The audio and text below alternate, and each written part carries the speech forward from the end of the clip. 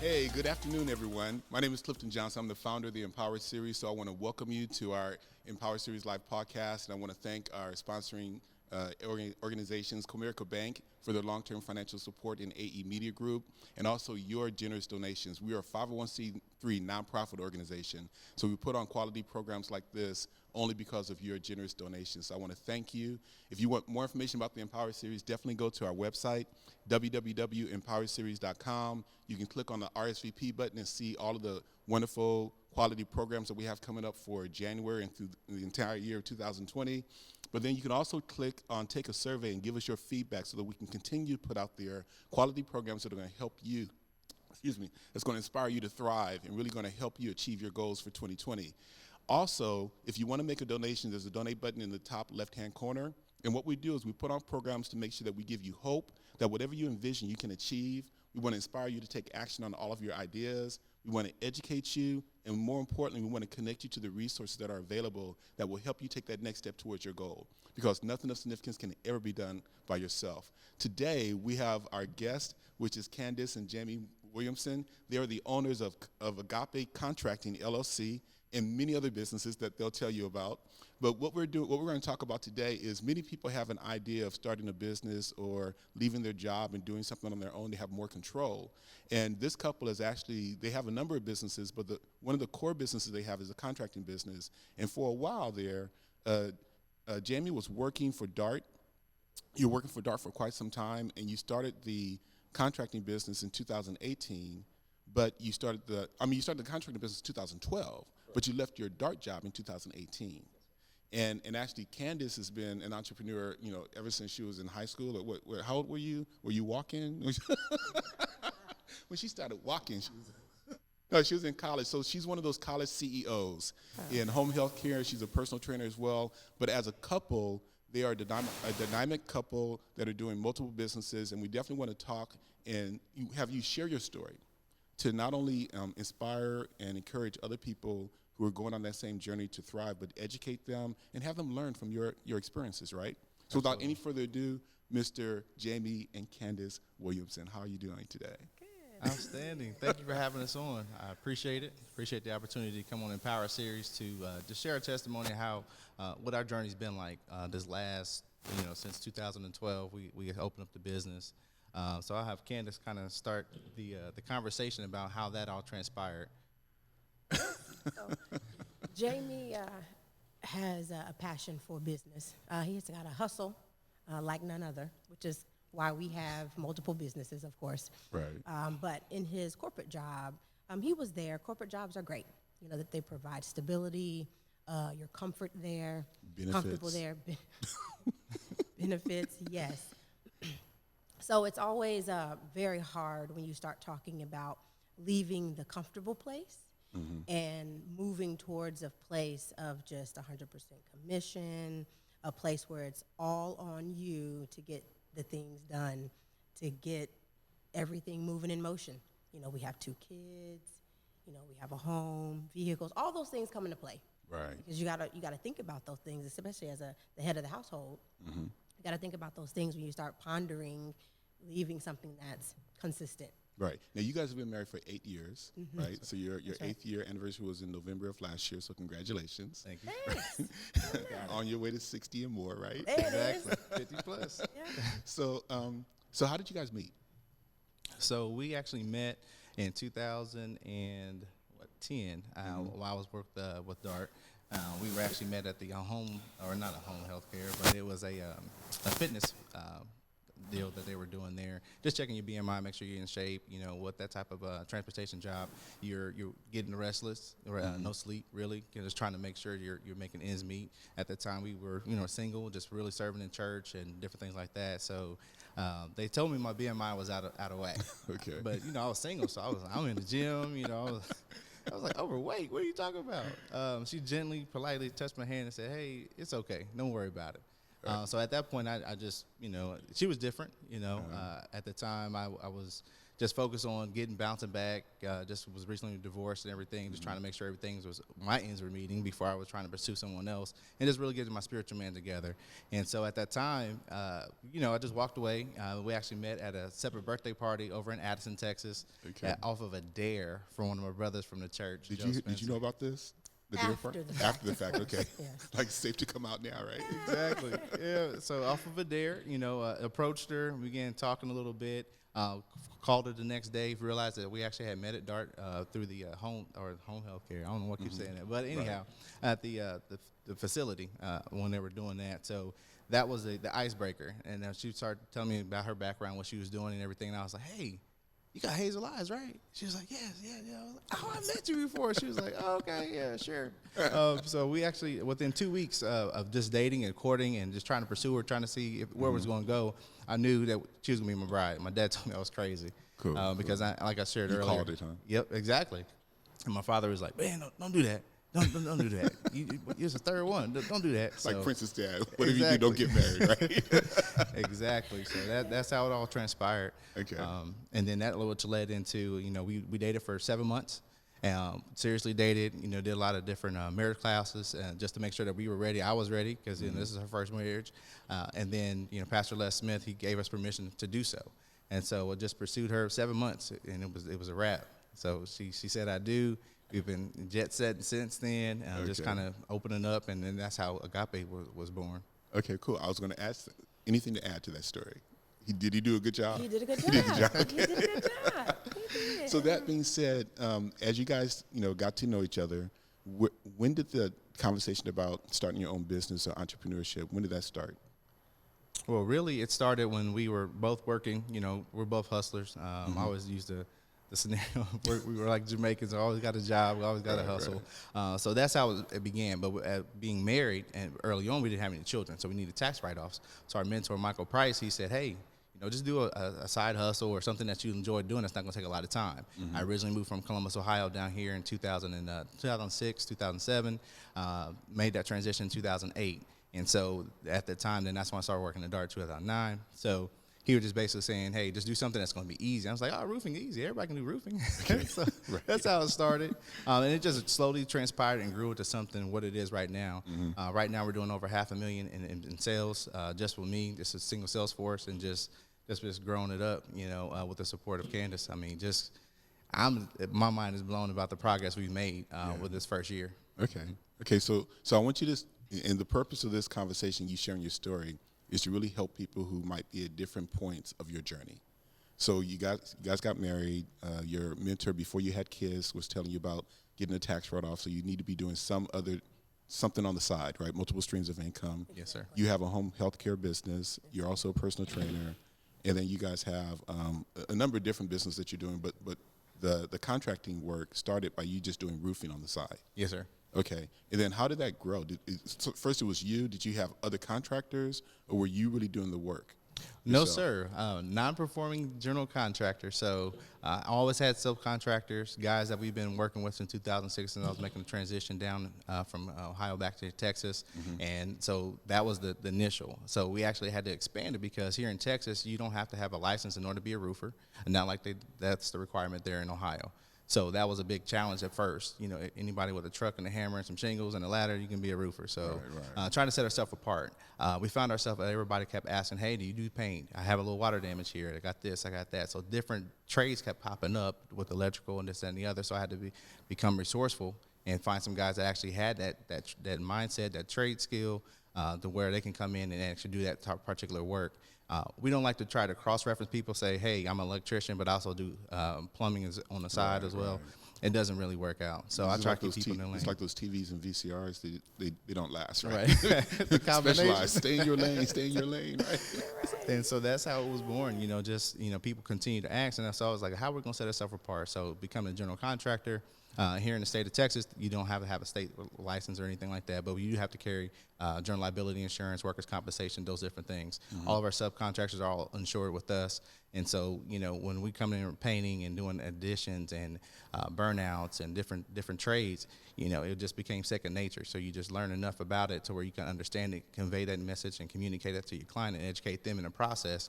That just puts you above the rest anyway, just giving them information of the insurance process and different things like that. So you had your job. You started in Agape Contracting, LLC. Yes, sir. And what did you know about that business before you started? Kind of take us through step by step with, the conversations you had as you formed that LLC and got additional information to really build the foundation of your business it is today.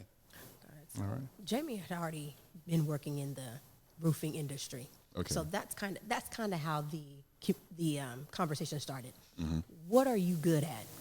What can you specialize in? What's your niche? What's your niche now? Exactly. Okay. And so that we can, because I was raised in an entrepreneur household. Mm-hmm. So I've always had that business-minded spirit and that business mindset that was instilled in me growing up. So that was easy for me to say, hey, okay, I already have a business. We can easily start another business, but what we have to do is position that according to what you do best. Gotcha. And so that was already something that he already could do well. Okay. So that usually is the thing that helps start the conversation for what kind of business you want to pursue. Okay. Is what you do well. And you can, not necessarily you can do it while you're sleeping, but something that you can do well. And you're going to be able to handle that as other things come.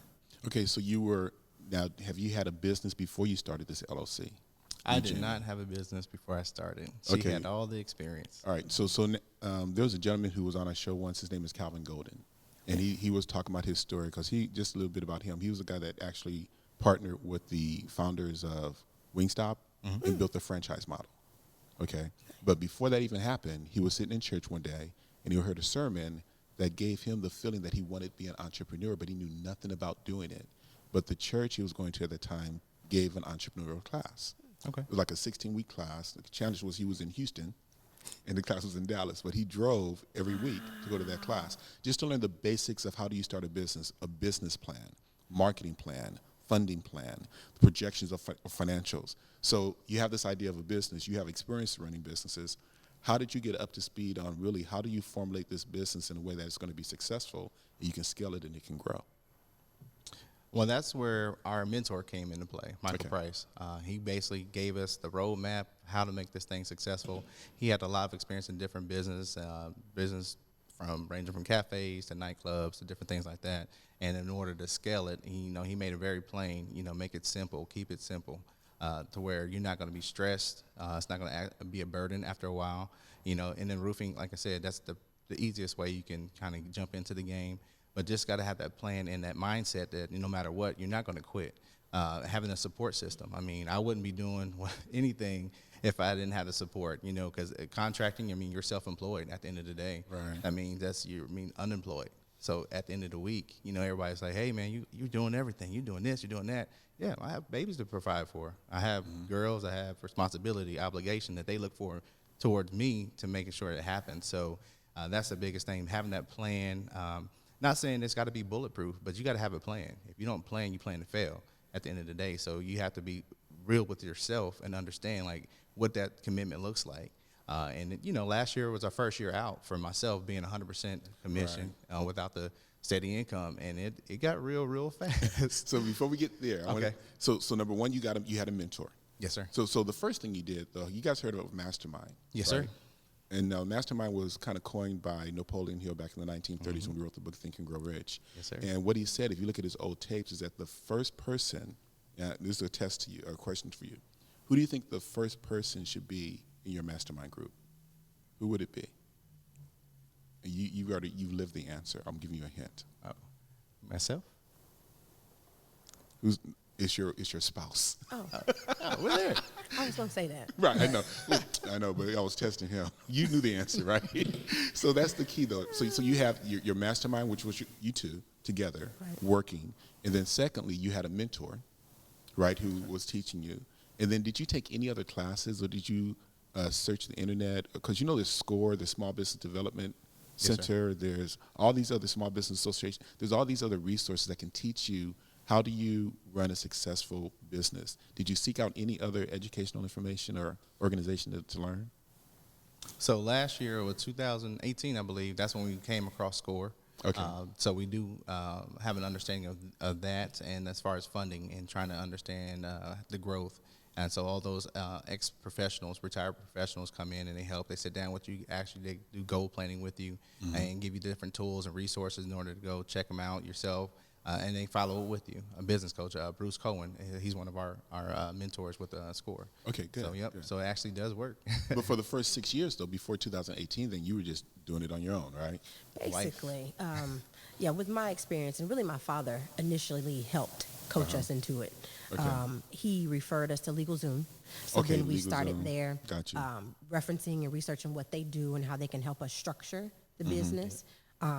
And so that's where we started initially. Okay. And then just from my background, I went to Howard University. I had plenty of, Business or experience? yes, Yeah. exactly. I'm sorry. Okay. I had other friends from school that majored in business. So I was Right. calling them, getting advice from them. So it was kind of my network. Like using your network, that's exactly what I was thinking as well. Exactly. You got to use the people that you know. Definitely educational resources are super, super great tools. But if you have a good, strong network, a lot of times that is very, very helpful. Yeah.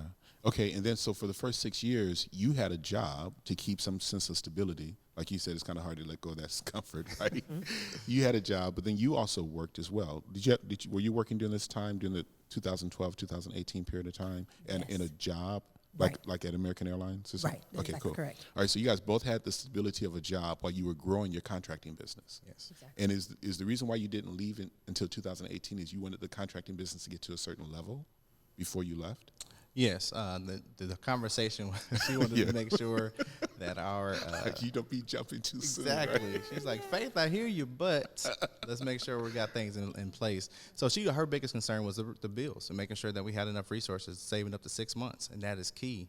Got you. Okay, That is good. key. That's key because if you don't save for a rainy day, I mean, when it gets slow in the off season, holidays typically in the contracting world, you're starving, you're hungry. So that was her biggest thing. She wanted to make sure that something was in place in order before I made that leap. And so, at that point, it was just simply about, what can I do to ensure when are we going to pull the zip cord? I mean, when we're going to jump out there, open up this parachute. So that point came when we were basically replacing or matching my income that I was receiving from the corporate job. Okay, cool. So that was a little peace of mind, but my, how things change so fast when you get out there, and that's all you have. Right. So Okay, so again, before you made that jump, you partnered together, had a mentor, you used your network. Did you build a business plan? yes, we had a business plan. Again, it doesn't have to be bulletproof, but you have to have some type of a strategy about how are you going to obtain your clients. What does that look like? We spent a lot of money in advertising, lead generation, web leads, all those different things. I mean, we spent a lot of money in advertising, which, if you don't have a set aside for that, I mean, that can put you down too. Right. So your plan of attack or to get your clients is man, that's the most important part. I mean, because we're at the end of the day, we're in sales. That's it. So what would you say then for people who are doing what you were doing from 2012 to 2018? They got their job for security, but they have this passion of starting a business. They may have even started it. So given your experience during that time where you're doing two things, what would you say is the advice that you would give to other people who want to make that transition like you did in 2018? I think it's basically like our conversation went, which is make sure you are ready. First of all, mentally, you got to get your mind prepared for that because it's such a big jump that you have to be mentally prepared for the rainy days. Yeah. Especially if you're going to go to most businesses that you start, you're not going to have a whole bunch of working capital, and you're not going to be getting paid a lot of money out the gate. Or like Calvin said, you may not be getting paid at all. At So all. you better be doing something you love. Now, you don't want to make that. You don't want to do that for a long time. Exactly. Right, but at somewhere you have to have that mind state that's going to be able to get you through those days Gotcha. or those years until you start breaking even and then the cash flow starts coming in. Okay. And then being able to have a safety net of some kind of money saved up. And did you guys have 6 months or more? Because you said 6 3 to months, I think. 6. We have 3 to 6. Okay. Yep. And do you feel like that was enough now that you look back? No. I know. Isn't that crazy? I know. Yeah. It never is. No. So a friend of mine told me that one of the things, if you had to go back and like do it over again, he said as quickly as possible, save up to a year of your income. Yep. And how people tell you, money is not making money when it's in the bank or whatever like that. Right. As a financial advisor, it's a different way of living if you have 1 year of your income in a savings account that is safe and you don't need to pull on it. And you don't care that it's losing purchasing power. It's just your safety net. Exactly. You know what I'm saying? So that's key. And people who have that, they walk around with a different sense of less stress and fulfillment, right? Exactly. More fulfillment. Exactly. So definitely saving, planning, having the right mindset, being disciplined. Would you say being disciplined with your schedule and really planning your day? Time management. Time management. Yes, you definitely have to be able to time manage your time. First of all, because you're already juggling, right? 2 jobs or 3 or whatever your situation is. So managing time is very key, because when you get out into that world where you don't have to clock in, Exactly. then you have to really manage your time. You have to manage your wake up time. You have to manage your reading time if you're learning and continuing education about your business and growth for yourself. So you have to manage all that really, really well. If you're doing a lot of miles, like Jamie does a lot of miles, so you have to be able to figure out the logistics. And you have children, right? Yes. You have a wife, right? So tell me about that. What did you do to manage your time effectively during that period of time where you still worked and you were doing your business? Man, that was, getting up at 3 By the o'clock to get grace of there. God, 5. right? Absolutely. And there was no but crowd. Oh, my goodness. It's not long ago, but, man, getting up at 3 o'clock to get there by 5 o'clock, working my full 8 hours, making that drive, going to do 2 or 3 appointments a day after I got left that job to get back enough time to see my girls before they go to sleep. That became to be a task. As they get older, they realize that you're not there. You're not tucking them in. You're not bath time. You're not story time. You're, hey, daddy, or, hey, okay, you're off today. Taking them to school has been an invaluable for me. That's my time to speak with both of them, one-on-one. So that was the biggest challenge, and just letting her, or she's allowing me to hustle, now giving me a hard time. Oh, you're never home. Yeah, because I'm building this for us. It's going to be a sacrifice. And so we had to find roles. So she made it very clear early on the GAPE, hey, my role is these girls. Mm-hmm. And so basically if it's going to be, it's up to me at that point, and I'm going to carry the load. We're going to build this thing. We're going to build it right. And I believe a lot of that, our faith came to play. Just because, she was already grounded in the word, virtuous woman, Proverbs 31 all day long, just really not giving me a hard time, just supporting. Even if she's tired and fatigued and the girls got on the nerves, she's not going to give me that. She's just like, hey, how are you? How was your day? And we had that debrief, and we just kept it going. Oh, my goodness. Missing family dinners for Thanksgiving, Christmas, all those different things, because you got to work. Mm-hmm. Somebody got to, so the peace of mind for me to be out there hustling was just simply because she just let me do what I need to do, and just just building for the greater good, sacrificing now. And that's what we always say. It's for the greater good. So, and just making sure that girls are well versed and they're just, learning Spanish, and they're just awesome. And that's all, because of my wife. Well, I'll tell you, I have a lot of successful uncles and aunts, but one of them was telling me, they've been very successful, been married for 60 years. Mm-hmm. And I was like, man, how do you do it, aunt? And she said, well, first off, you got to marry right. That's the first step, right? Amen. Yes, sir. Yeah, so I'm hearing you, I'm feeling you on that. So congratulations on that, man. Thank you. And then now, so you're building the business, you're making the sacrifices, you're working as a team, you're being disciplined with your time management, and you're seeing your business grow to where it's matching your current income, yes, right? And now you're having that conversation about, is it time to make that jump? So talk to me about that.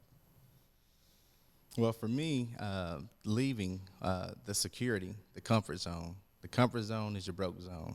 So if I were going to do it, I had to do it in my 30s and mm-hmm. before I got past 40, because more than likely it wouldn't happen. Just for simple fact, you just slow down. Things aren't the same. You need more rest, all that good stuff.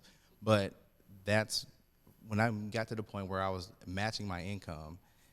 Now it's a little harder to get up and go to work and have to deal with the nonsense that I had to deal with. You know, the hours getting up, the sacrifice, the time, you know, and just trying to figure out which day of the years that I want to have for vacation.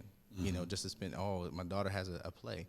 Those things began to wear on me a little bit. I actually lost my father while I was working at the facility, and I chose that job over my family because they couldn't cover my shift. So it was that weekend. I was working 12s, and that Monday, he passed away. So at that point, my mindset was like, you know what, I got to get out. You know, I'm not going to be that guy that has a life full of regrets. You know, I had lost my mother early on in 2007. My dad passed 2013, so I was it. I'm good. So I began to work harder.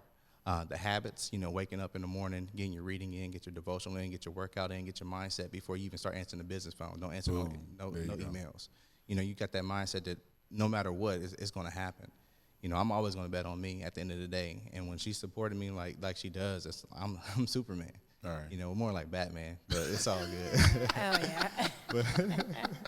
All right, man. So, my condolences for the loss of your parents, man. And Dennis Kimbrough said once, Dennis Kimbrough, you know who Dennis Kimbrough is, right? If you don't, I'll tell you real quick. Go ahead. So Dennis Kimbrough, I'm glad you asked. So Napoleon Hill wrote the book Think and Grow Rich. Right. Yes. Dennis Kimbrough wrote the book Think and Grow Rich, A Black Choice. Oh, wow. Which is co-authored with Napoleon Hill, because when Napoleon Hill died in 1970 of a stroke, he was in the process of writing a version of his 1930 classic for African Americans. And many people didn't know that. He had interviewed 2 successful black business owners.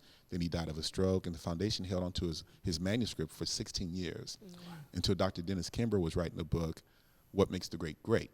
All right. But they called him in, asked him to put his book on hold and to finish Napoleon Hill's manuscript. He, thought about that for a while, but he finished it, and that book is now in 2020 is on its 30th year anniversary. Wow. For coming out. So I just want to let you know. So, and what Dennis Kimbrough said along the lines of, he says, man, we don't know how much time we have. Right. And we don't even want to know. But the entrepreneurial question is, what are you going to do with the rest of the time that you have left? And you don't want to let anybody waste your time. You want to make sure that you're spending time with someone who's making a difference. And so, time is precious, man. It is. And so that kind of helped made the decision that you need to make a jump, have some more control of your time, and be disciplined, around taking care of yourself, your spiritual growth, your physical self, your house, and then build your business, right? Absolutely. Okay. Yes, sir. Cool. So tell me about that whole journey now. So the ups, downs, what have you learned? Well, the biggest lesson I've learned, we didn't save enough. Okay. So hey, you hear that? Whatever you're doing, you're not saving enough. So you all. Man.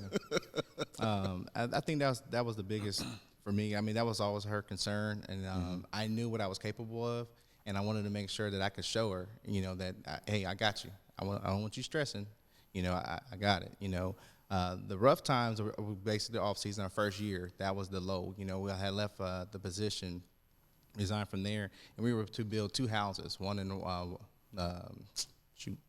Terrell, Texas, and then over in Nevada, Texas. Both of which, within 45 days of me leaving the job, canceled. They changed their mind. The numbers didn't add up all of a sudden. Had a signed contract and everything, and you go through the cancellation process and all that, but man, did that hurt. So that was crazy. That was a dagger. And so Candace, being who she is, she said, hey, don't worry, we got it. Don't worry about it. I was like, sure, okay, right. I got it, sure, no problem. I got 80 hours. God testing you right now, right? Boy, oh my goodness. So it just really forced me to get up every day, regardless of what was going on. Leave the house. Don't sit around. Mm-hmm. Don't be all depressed and in your mindset like, oh, I don't know. I mean, you're going to have that moment, but that's it. It's just a moment. Keep pushing. Drive, push, and you have to have those self-talks. Yeah. Look in the mirror and like, dude, you're capable. You're able to do this. You were doing it already. It's just one deal. Why did you put so many eggs in one basket, per se? Mm-hmm. And, Candace has this thing now, so I'll get excited about we get deals and this, that, and the other. Right. And she's like, hey, I don't want to hear about it until we get the check in the bank. Right. I hear you. Don't be telling about business. Like, has it been deposited yet? Did it Has it cleared? Did it clear? Did he come back? 7 days. Okay, you sure? Okay. I give him a good job, and I'm Right. excited. I said, we'll get excited. We'll get excited. You're the positive after a reinforcement, while. right? I'm the positive reinforcement. So I'm always, supportive. I mean, that's what I will say about the ups and the downs, especially as a wife and the owner of the business, that you have to create a balance where there's lack. So, if he's, the rar, the Batman of the situation when things go awry, then I have to come in and be the quiet voice, the calm for the situation, for the business, right? You guys can't both be wilding. Right. Right. Who's going to keep clients that way? Right. Right. So, you do have to have a balance that way when one comes in, even just frustrated with the finances for sure, and the time. Like, of course, when finances get strapped, and so does time, because he feels that he has to go out and work harder, right? Yeah. So then, it doesn't behoove me to give him more stress. It behooves me to be supportive, take care of the house and home and the kids, so that when he comes in, he doesn't feel any lack or any kind of stress. Right. When he comes in from the day that he already had to strain and be away from the household. One thing that he kind of touched on is our biggest things through the ups and downs are short-term sacrifice for the long-term gain. Yeah. We know what our goals are. We know what they are for the kids. We know what they are for ourselves. So we keep that in vision and in mind when the times get tough, when he comes home, upset about what's going on, when he's venting or deals don't go through. And I have to be the support for that, understanding and sometimes reminding that, hey, Yeah. we're in it for the long term. This is a long game. Right? Yeah, Long and game. that we have to learn through everything that we're going through. Right. So right. God I love continues that. to, I love that. bless us and keep us. But through these times, sometimes we ask why. Yeah. Why we didn't save enough, or why did we leave at that time? Maybe I should have stayed longer. Right. Things like that. We always doubt ourselves, but that's the enemy sometimes trying to, set us Word. aside and get our minds off track. Yeah. So that's why that mindset is very, very important. And your personal growth game is very key. Through the ups and downs, that's what we continue to keep in there, especially tied into our spirituality, in the Word and praying, Bible studies and things that we do with each other and with our kids. So those are the kinds of things that keep you in the game Yeah. through the ups and the downs, because it's not always going to be smooth. He never promised that there was going to be no trials. Right. And so a couple of things I wanted to bring up. A lot of times people are thinking that the key is being an entrepreneur, starting your business. But I have a perspective, because I have experiences with a lot of uncles and aunts who are very successful, who are millionaires, and they haven't owned a business. So, and when you look at people who really have businesses, they can't run the business by themselves. They need employees. Yes. Right. So everybody it may not be their calling for everyone to go out there and take on the stresses of being an entrepreneur, because trust me, it's not for everybody, right? and they see the glory in the big paychecks, but they don't see part of the stuff that you're talking about, the sacrifices, the waking up early and the commitments and the uncertainty and really stepping out on faith. So not everybody is wired to really go through that experience. Right. So I say that to say I look at the analogy of an employee wanting to getting frustrated with their job and wanting to leave and thinking that the grass is greener, like I want more control. Right. As a child wanting to step out of the house, right? So as an employee, your chores relating to a kid is just your job description. But you're not responsible for everything else that's happening in that company. Exactly. And you thinking that you can step out and do it all on your own is like a child thinking that they can go out and just take care of a rent, pay their rent, and not be responsible for everything else in that household. Right. Is that not for real? That is the truth. Yeah. Yeah, somebody's keeping those lights on. I'm just saying. And then when you have other people dependent upon you, not just your family, but when you have employees or the contractors, like when you have those two contracts canceled, you may have had contractors, subcontractors, or people who were relying on that. Yes, sir. And now they don't have a gig anymore, and they've probably given up other gigs Yes, sir. to take on yours. So there's a big level of responsibility being an entrepreneur that many people don't see. Yes, sir. They don't see the process and the stress, and So tell us about, how do people get in touch with you It's easy. if they want your business? If they want to do work with us or have us come out and check out anything, they can just call 469-708-9665 or visit our website, Agape Contracting LLC.com. And that's AGAPE Contracting LLC.com. There you'll be able to contact us. You'll be able to email us there. You'll be able to just a quick phone call or a text with the phone number there. We're here in the Metroplex. We actually went and did a first bid over in Louisiana. What was that, last Sunday? So we're slowly expanding. We have about 8-9 crews rolling right now, all the different trades, at least 3 different tradesmen of each different trade, from painting, flooring, painting, staining, you name it. We could pretty much build your whole facility. Designers and architects and engineers. We have experience with the insurance game, so we're expecting some weather today. So our guys are on standby, waiting to see what's about to happen. So you do remodeling for commercial and residential, but do you do construction? Yes, sir. New construction, ground up construction. Most of our work is 75% residential, 25% commercial. This year we had a little shift to where we're getting more commercial work now. Barbershops, build outs. We're actually trying to do some work for a nonprofit over in South Dallas now. So we're just getting all those numbers together. Ira Cairo, we've got bids out for those different things from Mr. Ayla. So, things are happening very fast. We're building our team to where the process is pure. And again, you're going to be dealing with somebody who's different from the average contractor. Everybody's had a bad contractor experience. Oh, he didn't show up on time. He took my money and ran. He gave me a check, this, that, and the other. So at the end of the day, we're Christians. We're gonna edify that. That's what agape stands for, unconditional love. So in this game of contracting, you have to remember that. So that's what we wear on our chest. A lot of people can't pronounce it, but it's okay. That's our opportunity to share the gospel at the end of the day. And we're not perfect. Yeah, people may not show up on time, but at the end of the day, we're going to get it done. Just be patient with us. We'll work through it. We'll strive through it together. We're arm in arm. We're going to be best friends for 2-3 weeks.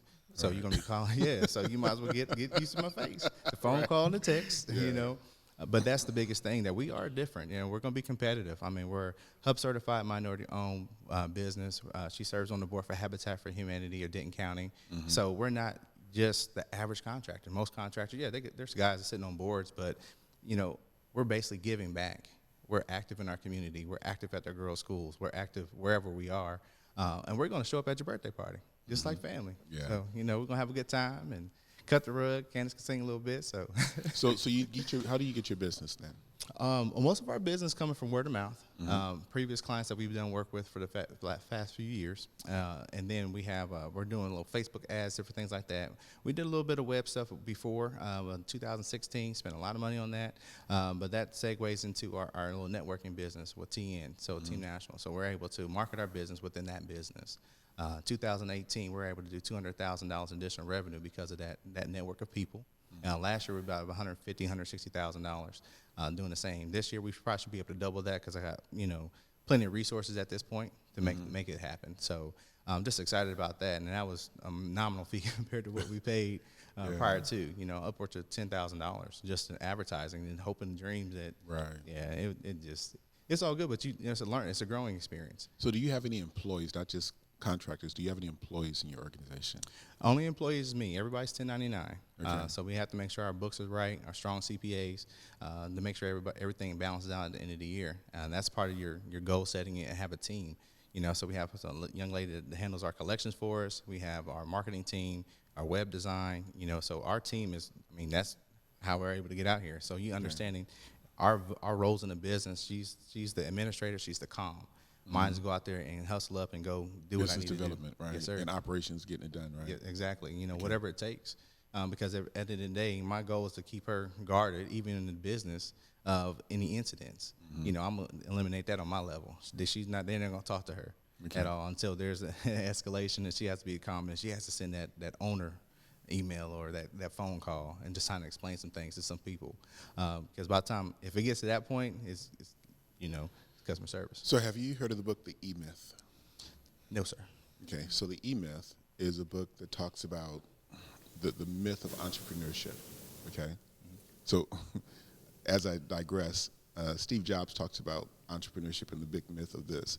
He says you need to do something that you have passion for, that you love, because any rational person, when you look at what it takes to be successful doing it, would not do it. When you look at the amount of time and effort and work, right? Then the second thing Steve Jobs said is that you need to be a good,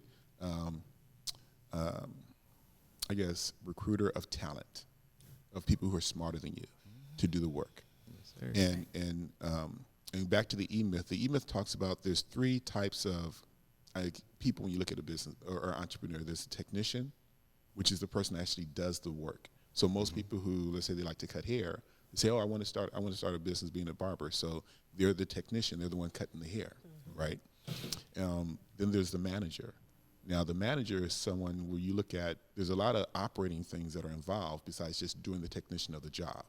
Making sure that the accounting is done right, managing people, doing the sales process, all of the stuff that's managing. So there's a lot of process that needs to be managed. So that's the manager. But then you got the entrepreneur, which is the visionary, the person that has the idea. And then the person with the idea usually has to sit back and look at, how can this business really run without me? What systems and processes needs to be in place so that if I don't wake up tomorrow, the business will continue. Or you can, for example, you can come here and do this interview and not, okay, all the construction has to stop. You know what I'm saying? Yes. So the E-Myth talks about the myth of entrepreneurship and realizing, okay, so where are you in your business? Are you, how much time are you spending doing, technician stuff, doing management stuff? And what usually gets neglected is the entrepreneurial stuff, which is being able to work on your business and not so much be in your business. Correct. Okay, so I think that's a good book. And so I tee that up to say, how are you looking at making your business scalable? You just talked about you have a bid in another state. What is your vision about scaling your business? Yeah, just had a conversation about that, right? Exactly. So the biggest thing is making sure we have enough tradesmen to handle that workload.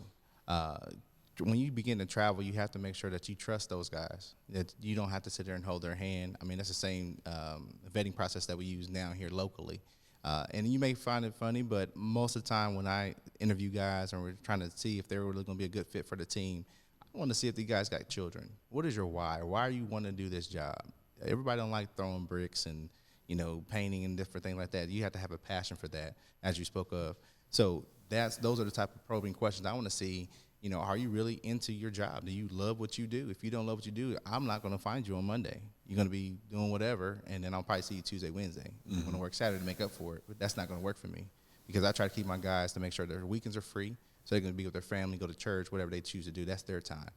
So I don't force anything, and we have reasonable hours, but that's how I vet that. So as we scale our business, we look for people who are like-minded business owners, entrepreneurs that want to scale their business as well. The relationship is that's what's going to build the business and make it run by itself. I take the guesswork out of any bids that you come and bid for me because if I call you, that means I'm serious. That means you're pretty much going to get the job. I win, you win, we all win. At the end of the day, it's a teamwork, make the dream work type of mentality. Yeah. So what we try to do is make sure that our guys are on the same page at the end of the day. They understand our vision, our passion, what we're trying to do. Did you get A little coat. Yep. The pleasures of live podcast, right? But I hear you on that. So what you're speaking to, understanding the why. When you look at your team and growing your team, it's really important, the onboarding process, that you get people who are on the same page. They're on the same page with your vision, your mission, the values. Yes, and how do you really assess that? Because if you just get people in who can do the job, but they don't have a compelling why or they don't fit well with your team, one business owner called that like a cancer. Yes. You might get the work done, but then after a while, it's going to grow and it's going to affect the other contractors, it's going to affect your customers, and it's just going to grow. Exactly. And it's very important to really have that onboarding process down packed. Exactly. Right? Yeah, so most of the time we partner with a lot of different contractors, general contractors as well. And so if one of our guys falls short, I mean, it's a business at the end of the day. We don't take it personal. Unfortunately, the relationship's not working out, so we have to let you go as far as, timeliness and, hitting your deadlines. That's huge because, I'm getting fined at the end of the day, from our investors or our business partners that we're working with.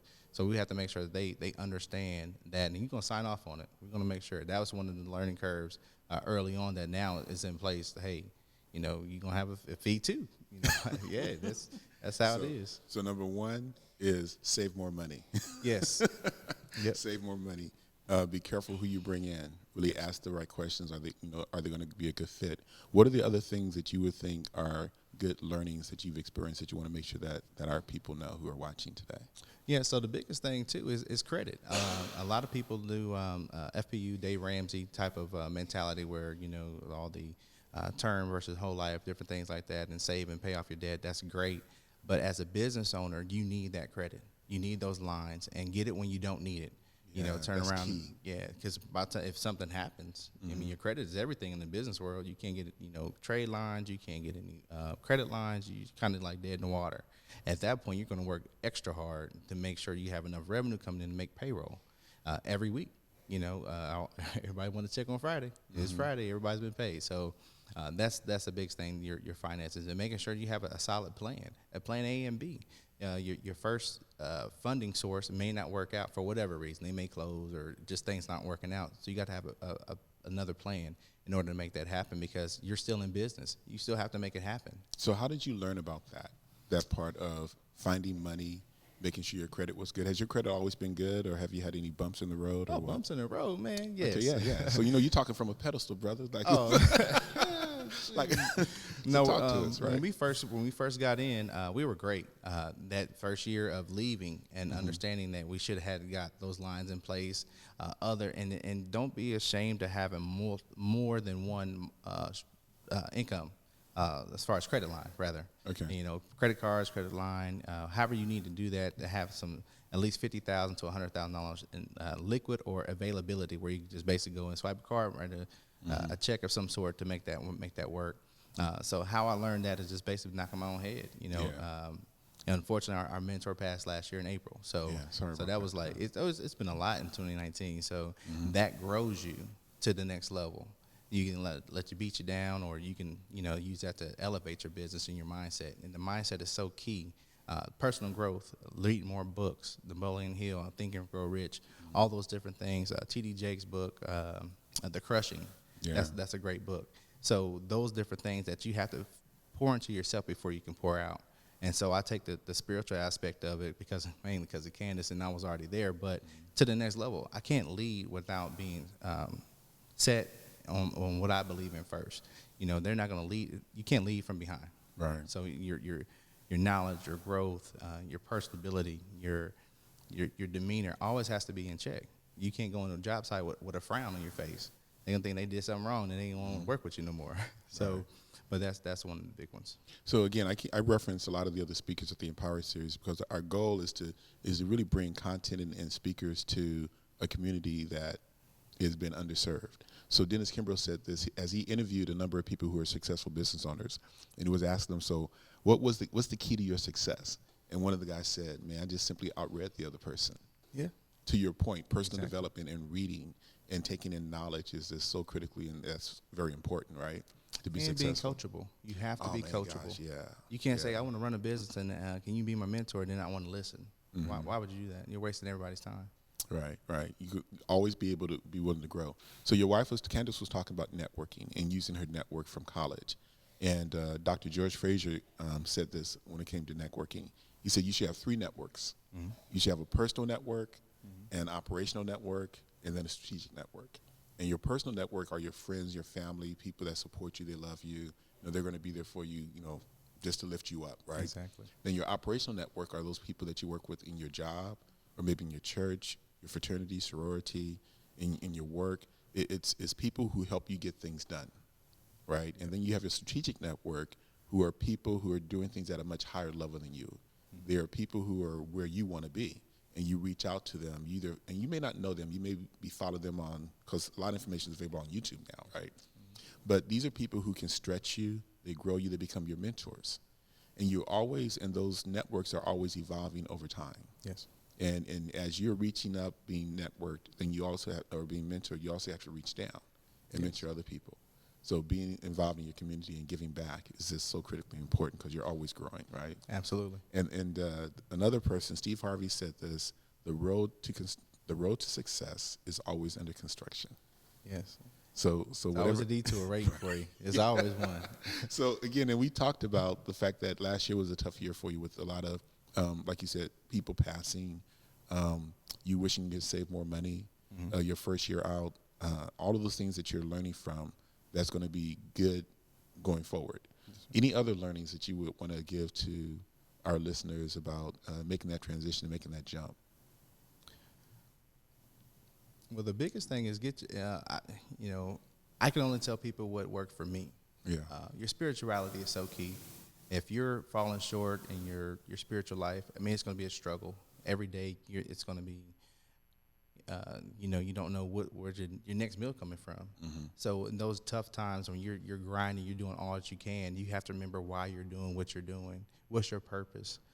Read The Purpose-Driven Life. That was a key for me. That was by far one of the best ones. And you mentioned different people in our lives and our the network that's going to help you strategically get to the next level. We have been blessed to have those people in our lives, with the different networking, with the Team National and with the IWS, all those different things that's going to be able to elevate us to the next level, become who God wants us to be. That's our first and foremost. That's the most important for us, and being the example for our kids. Mm-hmm. So that's the biggest part, I believe. You got to have that spirituality. You have to have that foundation of, unwavering faith. You got to be able to take one on the chin, take a L, however you want to put it, but you have to be able to get up. Get up. You're not out. If you still got breath in your body, I'm not done yet. Andy Mineo, that's one of my favorite songs, but that's it. And we hit a wall back in August. One of our lowest points. Things were going so crazy. Work was coming, but it wasn't enough, and we were finding ourselves short. Found myself on the side of the bed, just having a moment. Candace walks in and she's like, "Hey, you all right?" And I'm like, "No, I just, I ended up overslept that morning for some reason. Phone didn't go off, whatever, and the alarm didn't go off. I woke up late, had mad texts, about different jobs going on, people not showing up, and just overwhelmed, and had a moment, just broke down. Man, she just prayed over me. That right there just really solidified even more of how awesome God is. She could have easily said, "Oh, toughen up, stop being a punk. Stop doing this, that, and the other." Right. Just man up. And that faith that we walk in, that we wear on our chest every day, as far as agape, getting out to getting the message, we try to live that daily. So your spiritual man has to be key. Get your network. What's the saying? Your net worth is worth your network, and that is so valuable because most of your doors are going to open is because of your network. Yeah. The growth that we've had through TN and growing our business to this point has been because of our network. Again, because we always do, word of mouth type of advertising. So that's key. You have to evolve and have an open mind. Just because this is all you do is construction, we wouldn't be blessed to the point where we are if we had a closed mindset. I'm just do construction. That's it. I don't want to do anything else. Right. You have to be flexible. You have to be able to. There's other ways to skin a cat, as they say. So. Yeah, well, Dennis Kimbro has this other book out called The Wealth Choice, and he talks about the 7 principles that millionaires have, and he focused on African-American millionaires. But part of it is that they have a strong foundation of faith, and you mentioned that. Yeah. And without that, it's like the substance of things hoped for but not seen. Yes, sir. Everything that exists in this world was in somebody's mind. It didn't exist first, and then through that vision, actions were taken and resources were gathered to manifest to what we see today. So the studio, right, or the things that you construct. Yes, sir. My son. We talked about my son going to Ohio State, right? Yes, sir. So it's the second year in architect school, right? He's going to be an architect, and that the principles of just having a vision and then manifesting that by bringing together resources is how life exists. And Dennis Kimbro says that ideas that come to us, desires that come to us, from his perspective, come from God. Amen. And it's God knocking on your subconscious, telling you what you can have. And so we have 3 to 4 ideas a year that, if we're bold and daring enough to take action on them, could set us free. Yeah. And so his books, a lot of times, Think and Grow Rich, he says it's not about money. It's really about dreams. Are you courageous enough to step out on your dreams and really take that consistent action? And with the Empower series, we started as a financial literacy, workshop. And then we started doing personal development. And we have people like you come on board to share your personal story of how you've overcome adversity to achieve your goal, so that people can kind of touch you and see that you're real. and when they see that you're building homes and doing all this good stuff and have a wonderful wife and kids, they don't see the times where you oversleep and you're being down. And then Candice is really lifting you up. And so our goal is to really help people realize that their most valuable resource are the ideas that they get And if they're quiet enough, they can hear God speaking to them. Yes, sir. And then if they're courageous enough to believe in their vision, they can start taking action on these ideas and then get educated, learn things by the resources that are around us, because God can't bless you. God can only bless people through people. So if you're not networking with people and sharing your vision, then you're not allowing the universe to really help support you and God to help support you. And so with all that being done, this is about the Empower series. So I want to thank you and Candace for coming on and sharing your story, man. Yes. And again, how do people reach you if they want to get in touch with you or find out if you can be a resource to them or maybe be a mentor? What's your number and how do they reach out to you again? All right. Thank you again for having us on the Empower series. It's such a blessing to be here and an honor. So humbled to be here at this moment and sharing your time and your space. We can be reached at 469-708-9665. That's the office there. And then website is agapecontractingllc.com. Okay. And you're also on LinkedIn, right? Yes, we're on LinkedIn. We're on Facebook. We're on Instagram, Twitter, all that good stuff. Good. But the main way to get us is also LinkedIn or just a simple phone call. You can get a hold of us. Okay, man. Well, thanks again. I want to thank all of you for watching. You know, our programs, we do a lunch and learn on the Friday before the third Saturday of every month. So we have a lunch and learn at the Meadows Conference Center. We do workshops at the Highland Hills Library on the third Saturday in Dallas. The second Saturday, we're at the Houston Area Urban League in Houston. And then we do Friday podcasts. But everything we do is to really give you hope, to inspire you to thrive, inspire you to take action on your ideas, give you education and really connection to resources. So I want to thank you. And you spent your most valuable resource, which is your time, here with us today. And so my goal is to make sure that I don't waste your time. And that you get the biggest reward and dividend from the time you spent here by taking action. So stay connected with us. I want to thank Comerica Bank, thank AE Media Group, and most importantly, I want you to be empowered and inspired to thrive. So thank you, and stay connected with us. Awesome.